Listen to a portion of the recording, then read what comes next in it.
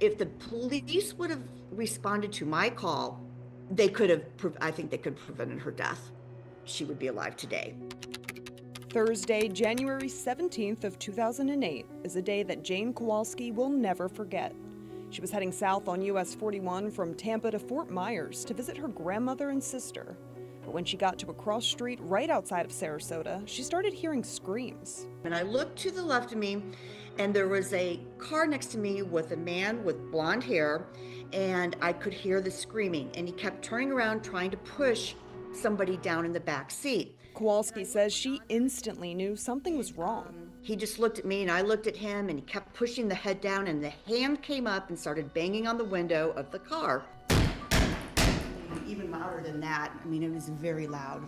It was a very high-pitched scream, and I thought it was a child screaming. So I called 911. And screaming, like screaming, and not a happy scream, like, get me out of here scream. While staying on the phone for over 9 minutes with the dispatcher, Kowalski tried following the car for as long as she could. Something's going on because he's even going even slower now. And when the light turned, he wouldn't go. He hesitated. I finally sort of inched forward through the intersection because we were the first ones at the intersection, and he went right behind me, which was a huge red flag to me, and I thought, oh my God. But with too much traffic, she lost sight of the car, and the call with the dispatcher ended. I didn't want to go fast because I was sort of holding him up, waiting for someone to come, because I really thought a police officer was going to come and pull him over, right? But no, it didn't happen. Since Kowalski was crossing county lines, her call was routed to a different call center in Charlotte County, and dispatchers there failed to forward the information to the proper authorities. The following day, Kowalski turned on the TV and put the pieces together. I almost dropped my coffee. I was like, wait a second.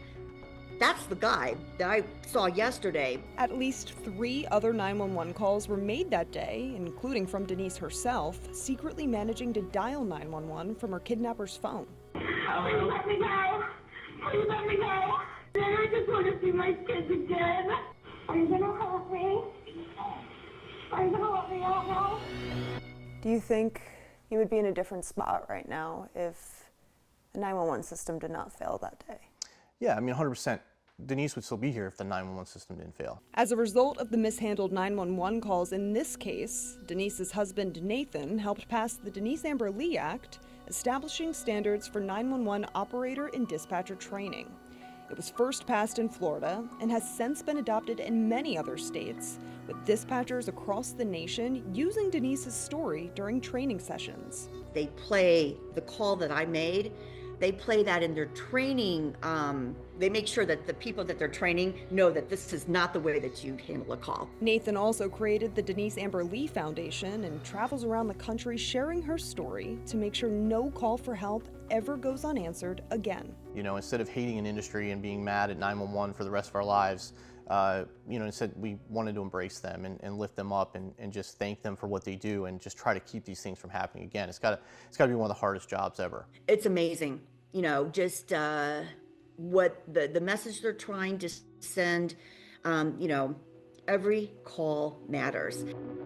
Michael King is the man responsible for the abduction and murder of Denise Amber Lee. After a long trial, Michael King was sentenced to death, and now after nearly 2 decades, his execution date has finally been set. How does it make you feel knowing that Michael King is going to be executed on March 17th? It's justice. It takes such a long time, but it's happening. And it will put some closure to this, I think for Nathan and the Goffs and everybody.